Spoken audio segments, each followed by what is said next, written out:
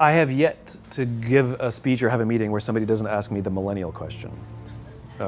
What's the millennial question? Apparently millennials as a generation, which is a group of people who were born approximately 1984 and after, are tough to manage. And they're accused of being entitled and narcissistic, and self-interested, unfocused, lazy. But entitled is the big one. And because they confound leadership so much, what's happening is leaders are asking the millennials, what do you want? And millennials are saying, we want to work in a place with purpose, love that. We want to make an impact, you know, whatever that means. We want free food and beanbags. And so somebody articulates some sort of purpose, there's lots of free food and there's beanbags, and yet for some reason, they're still not happy. And that's because they're missing, there's a missing piece. What I've learned is that I can break it down into 4 pieces, right? There are four things, 4 characteristics. One is parenting, the other one is technology, the third is impatience, and the fourth is environment. The generation that we call the millennials, too many of them grew up subject to, not my words, failed parenting strategies. Where, for example, they were told that they were special all the time. They were told that they could have anything they want in life, just because they want it. Some of them got into honors classes, not because they deserved it, but because their parents complained. And some of them got A's, not because they earned them, but because the teachers didn't want to deal with the parents. Some kids got participation medals. You got a medal for coming in last, right? Which the science we know is pretty clear, which is it devalues the medal and the reward for those who actually work hard. And it actually makes the person who comes in last feel embarrassed because they know they didn't deserve it. So it actually makes them feel worse, right? So you take this group of people and they graduate school and they get a job, and they're thrust into the real world, and in an instant they find out they're not special, their moms can't get them a promotion, that you get nothing for coming in last, and by the way, you can't just have it because you want it. And in an instant, their entire self-image is shattered. And so you have an entire generation that's growing up with lower self-esteem than previous generations. The other problem, to compound it, is we're growing up in a Facebook, Instagram world. In other words, we're good at putting filters on things. We're good at showing people that life is amazing even though I'm depressed. And so everybody sounds tough, and everybody sounds like they got it all figured out. And the reality is there's very little toughness, and most people don't have it figured out. And so when the more senior people say, well, what should we do? They sound like, this is what you gotta do. And they have no clue, right? So you have an entire generation growing up with lower self-esteem than previous generations, right? Through no fault of their own, right? They were dealt a bad hand. Now, let's add in technology. We know that engagement with social media and our cell phones releases a chemical called dopamine. That's why when you get a text, it feels good, right? So, you know, we've all had it where you're feeling a little bit down or feeling a bit lonely, and so you send out 10 texts to 10 friends, you know, hi, hi, hi, hi, hi, because it feels good when you get a response. It's why we count the likes, it's why we go back 10 times to see if my Instagram is growing slower, did I do something wrong? Do they not like me anymore, right? The trauma for young kids to be unfriended, right? Because we know when you get it, you get a hit of dopamine, which feels good. It's why we like it, it's why we keep going back to it. Dopamine is the exact same chemical that makes us feel good when we smoke, when we drink, and when we gamble. In other words, it's highly, highly addictive, right? We have age restrictions on smoking, gambling, and alcohol, and we have no age restrictions on social media and cell phones, which is the equivalent of opening up the liquor cabinet and saying to our teenagers, hey, by the way, this adolescence thing, if it gets you down. But that's basically what's happening. That's basically what's happening, right? That's basically what happened. You have an entire generation that has access to an addictive, numbing chemical called dopamine through social media and cell phones as they're going through the high stress of adolescence. Why is this important? Almost every alcoholic discovered alcohol when they were teenagers. When we're very, very young, the only approval we need is the approval of our parents. And as we go through adolescence, we make this transition where we now need the approval of our peers. Very frustrating for our parents, very important for us. It allows us to acculturate outside of our immediate families into the broader tribe, right? It's a highly, highly stressful and anxious period of our lives, and we're supposed to learn to rely on our friends. Some people, quite by accident, discover alcohol and numbing effects of dopamine to help them cope with the stresses and anxieties of adolescence. Unfortunately, that becomes hardwired in their brains, and for the rest of their lives, when they suffer significant stress, they will not turn to a person, they will turn to the bottle. Social stress, financial stress, career stress, that's pretty much the primary reasons why an alcoholic drinks, right? What's happening is because we're allowing unfettered access to these dopamine-producing devices and media, basically it's becoming hardwired, and what we're seeing is as they grow older, too many kids don't know how to form deep, meaningful relationships. Their words, not mine. They will admit that many of their friendships are superficial. They will admit that their friends, that they don't count on their friends, they don't rely on their friends, they have fun with their friends, but they also know that their friends will cancel on them if something better comes along. Deep, meaningful relationships are not there because they never practice the skill set, and worse, they don't have the coping mechanisms to deal with stress. So when significant stress starts to show up in their lives, they're not turning to a person, they're turning to a device, they're turning to social media, they're turning to these things which offer temporary relief. We know, the science is clear, we know that people who spend more time on Facebook suffer higher rates of depression than people who spend less time on Facebook. These things balanced. Alcohol is not bad, too much alcohol is bad. Gambling is fun, too much gambling is dangerous. There's nothing wrong with social media and cell phones. It's the imbalance. If you're sitting at dinner with your friends and you're texting somebody who's not there, that's a problem. That's an addiction.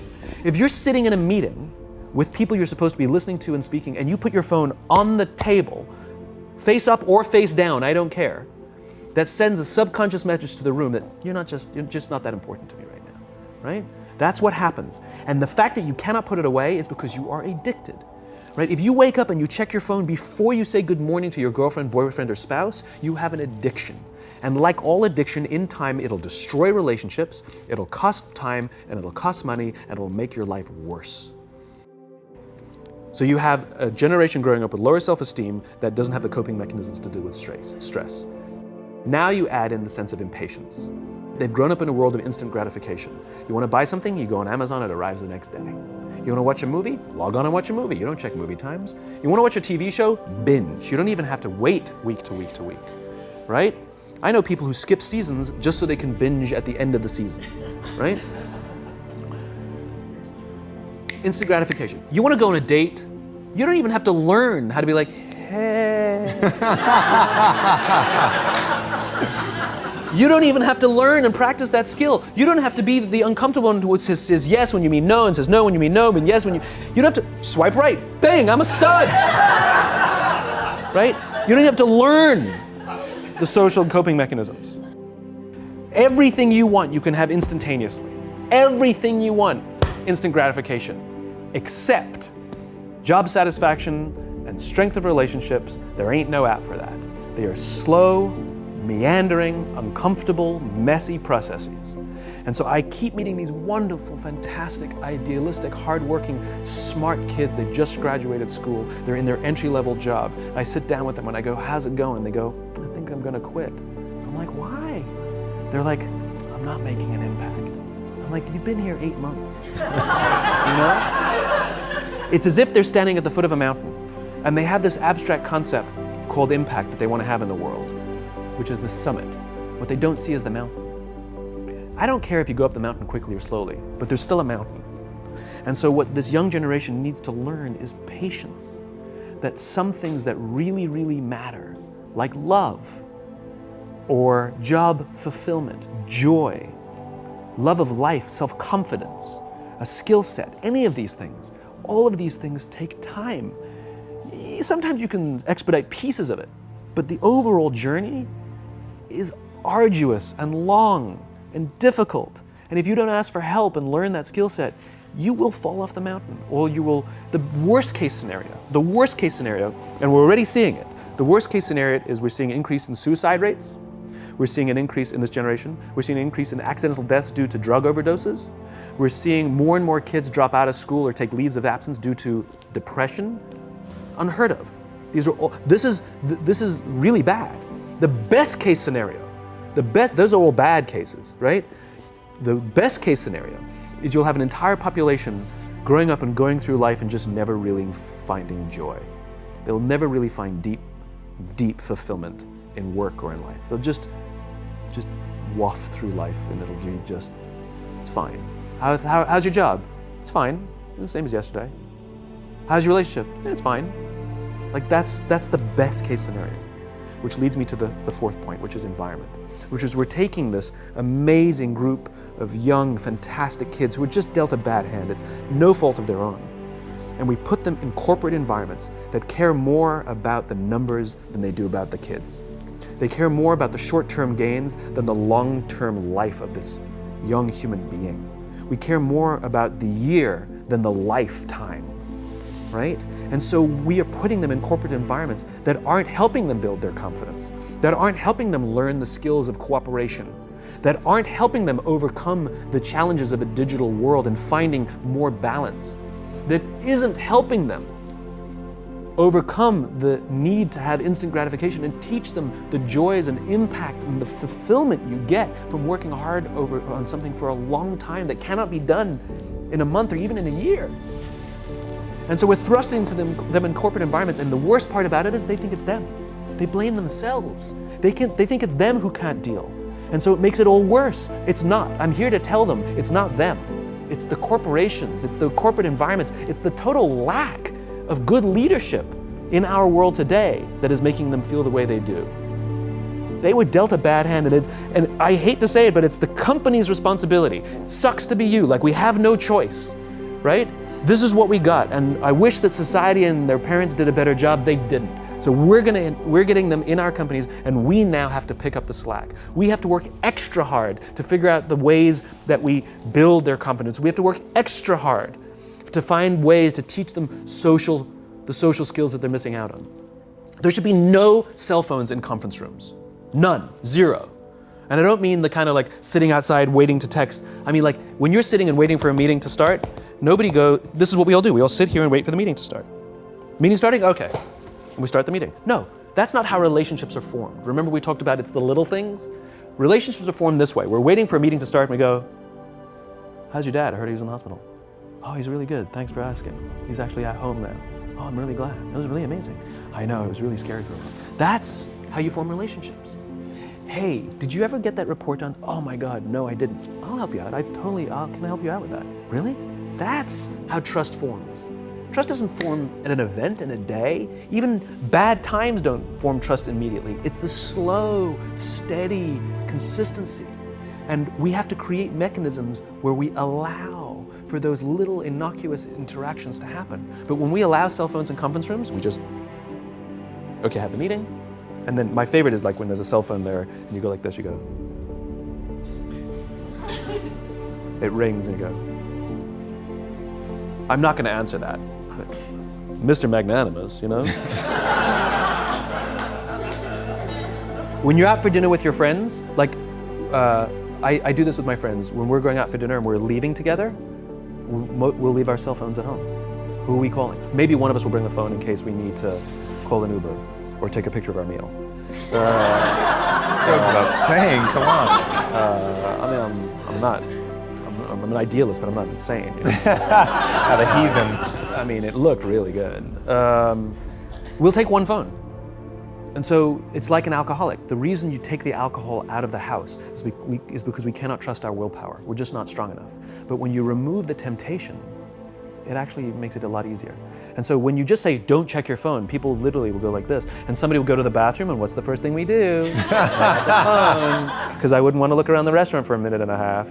But if you don't have the phone, you just kind of enjoy the world. And that's where ideas happen. The constant engagement is not where you have innovation and ideas. Ideas happen when our minds wander and we go, and you see something, I bet they could do that.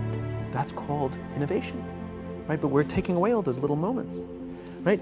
You should not, and none of us should charge our phones by our beds. We should be charging our phones in the living rooms, right? Remove the temptation. You wake up in the middle of the night because you can't sleep, you won't check your phone, which makes it worse.